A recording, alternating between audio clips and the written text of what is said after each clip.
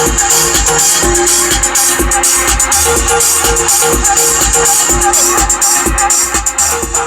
bam, bam, bam, bam. You know, when you start a review by music and banging music like that, that means we're in a vehicle that has a banging sound system. And of course, from the title and the thumbnail, you guys already know what car I'm in. So I'm gonna tell you about the car that I'm inside. But before that, let's speak about the introduction. I'm Nicky Nash, as always, from City, South Africa, in proud collaboration with Change Cars. And today, you join me in the Volvo XC-60. So I've reviewed the Volvo XC-90, the bigger brother of this vehicle. So now I'm reviewing the younger, right? So, but before I speak about the vehicle overall, guys, I'm starting a podcast. I don't know if you're gonna see this video first or the podcast shoot that I did with Mr. How Much, but if you do, you do. But I've started a podcast. So some episodes will be uploaded on this channel. All the other episodes will be uploaded on the Keep It or Change Cars podcast, right? So guys, please comment down below what you think about that. The link in the description box below. The Keep It or Change Cars podcast channel is on the pop-out banner over there. Yeah, so please subscribe. I hope to see you guys there. And also, please subscribe to my traveling channel. Yeah, that's enough of the introduction. Let me introduce you to the car I'm in today. So today I'm inside the Volvo XC90 T8 Recharge. This is the top of the range hybrid version of the vehicle. So I'm going to tell you every single thing you need to know about this vehicle. So from the exterior look of the vehicle, interior look of the vehicle, overall drive of the vehicle, cost of ownership, and what I think about the car, and whether I would buy this or an X3 or a GLC or a Q5. But you'll have to find out. So speaking about the exterior look of the vehicle, I personally love this vehicle. It looks good.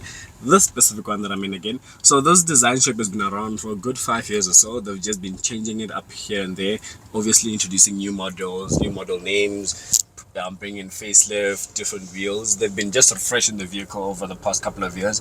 Personally, I'm not mad at it. It looks good. I like it. This specific one that I'm in looks very good.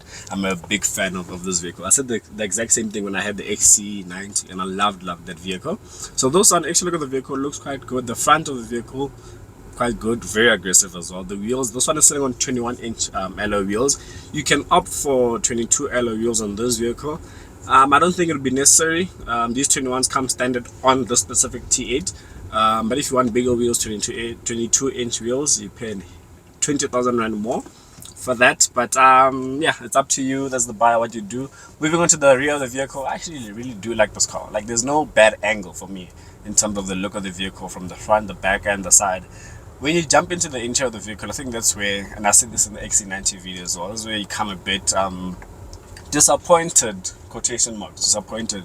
And I mean, like, it's so, they've kept it very simple. It's dull, nothing fancy, nothing wow. And I think for the general person, it looks good, it's fine. But for people that are looking at cars nowadays, like a 2024 vehicle, you guys want these flashy screens, these all the stuff. Although this has a digital instrument cluster and a touchscreen infotainment system, but I've seen from the XC90 video, you guys did comment on the infotainment system, how it needs to be updated, and I do agree. It's my biggest flaw about this vehicle, the Android infotainment system. But other than that, honestly, I actually do like the interior look of the vehicle. It looks good, feels good as well, and it comes standard with a Harman Kardon sound system. The one that I'm in is option out with the Bowers and Wilkins sound system, which is a 44,000 rand option. A lot of money, but definitely worth it. You can see from my smile, you can see from the beginning of the video what I think about the sound system. It actually is worth the extra amount of money. So speaking about the seats and everything, so this car has a heated steering wheel and heated seats front and back, but that is an optional extra. An optional extra which costs 20,000 rand. So you can't opt for heated seats alone. You need to pick a specific package which comes with heated seats, heated steering wheel, heated seats at the back, and air purification. So if the car feels like the air that's in the vehicle is dirty, it'll purify that for you. So yeah, there's quite a few options that are quite pricey, but you just go onto the Volvo website and pick out the options you need in the vehicle. But other than that, from where I'm sitting, the car is a good place to be. We move on to the back seats. You get the heated seats. I like that in the back seats because you cater for the people that are at the back, and it's very cold nowadays where I'm from, South Africa, for my international viewers. But the rear leg room and headroom is perfect in this vehicle. There's not a point in time where I felt like I needed more space. And then when you move on to the boot capacity, well, to open the boot, well, this is a feature that you will use here and there. So you can kick underneath the vehicle, and then the boot will open. And the boot capacity, I'll put it on the screen, the number exactly, with all the seats folded down and all the seats folded up. Right now, how I measure my boot capacity, and I think I'm gonna start doing it very much in majority of my reviews, is I'm just gonna take the ball bag. So I am a football coach in my spare time, in case you didn't know. As you can see, there's a ball bag in the vehicle, so I just take a ball bag, I put it inside. If the ball bag fits for me, perfect. If it fits straight, not sideways, if it fits straight like how it is right now, it's perfect for me. But the boot capacity is fine. That's with regards to the exterior and the interior look of the vehicle. Now let's move on to the drive of the vehicle and what this car produces. So when you move on to what the car offers, this is a hybrid, right? So this has the it has the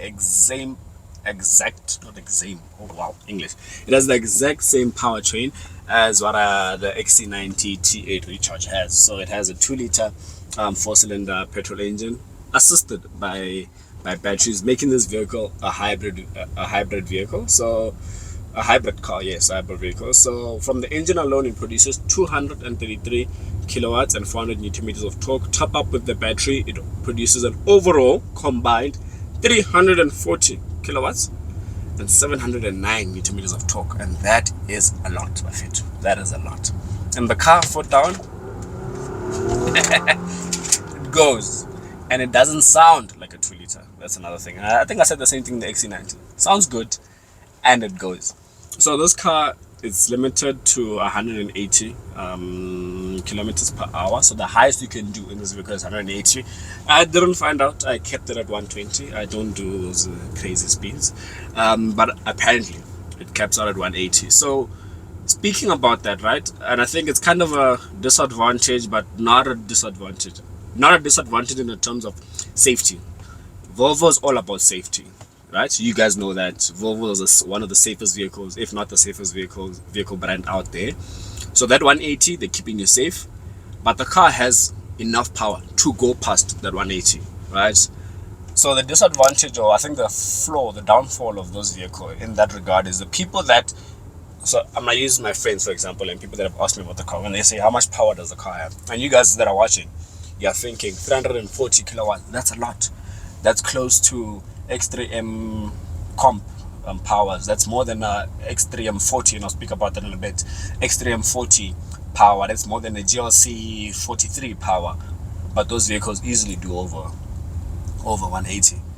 So people, when they hear that figure, they always want to ask, what is the top speed?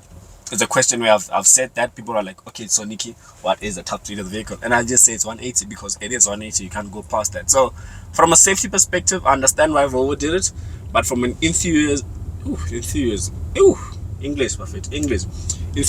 perspective, right, and a petrolhead perspective, people are going to want a car that goes above 180. More especially if it's not a performance car, but it has the performance. So it's a here and there, Volvo. It's a here and there. So do I really would I wish it went over 180? 100%. I'd like a vehicle that I know it can go there. Not that I will do it, but I would love to know that it can go there. Because if I feel like I don't want a Volvo that can go above 180, then I'll get the entry-level Volvos. And speaking about entry-level Volvos, it starts at 988,000 Rand. For an entry-level XC60, it's a lot of money. It's a lot of money. So speaking about why I say the X3M40, this car is priced in and around the X3M40. That's one. This car has more power than the X3M40. That's two. So you can look at competing it with the X3M40 and not the other versions of the X3, because the other versions of the X3 will compete with the other versions of the XC60. That's just my personal preference, personal opinion with that regard. Same thing if you go to look at the GLCs and overall. But if you're looking at like from a base level perspective, the GLC competes with the X3, competes with the Q5, competes with the GLC. And I've been fortunate enough to drive all those vehicles, I think. Yes, all those vehicles. And personally, the top two, number one has always been an X3. Having driven this one, personally, I would think twice about buying an X3 before buying... Yeah, I would think twice about buying an X3 whilst there's the Volvo XC-60. I'll definitely get this over a GLC, 100%. Now, would I get it over an X3? That's where I think that for me that's the toughest decision to make. Will I get it over the X3? The toughest one, and I've been thinking about it since the day I got this vehicle, and till now I don't know the answer to that. So I think I'll leave it to you guys. Which one would you guys take, actually, including all the other ones? If you're a Merc fan, if you are an Audi fan, put those cars in. Which one would you take out of the 5 that I just mentioned? Let's move on to the pricing of the vehicle and we'll sum up the review. So when you look at the pricing of this vehicle, so this car has been around for quite some time. So this engine and powertrain has been around. So you can find a 2022 model with just the used vehicle on the Change Cars website. The downfall about that it don't look as clean or as lovely or as beautiful as the one I'm in, right? And the one I'm in is priced at just over 1.3 million rand. You'll find some on the Change Cars website as well, going for 1.4 million rand. So I'm gonna keep it at 1.4. I know the difference is because of the specs. You find that one is spec'd with that, one is not spec'd with that. So if you keep it at 1.4 million rand and you finance this vehicle over a period of 5 years, which is 60 months, at an interest rate of 12.25%, you are looking, with no deposit, with no balloon payment, you're looking at paying 31,300 rand. Hey, that's a lot of money of it. I'm looking at it at a petrol head type of vibe. It's a lot of money. But apparently doctors drive this vehicle. I heard that from Mr. How Much Bongani.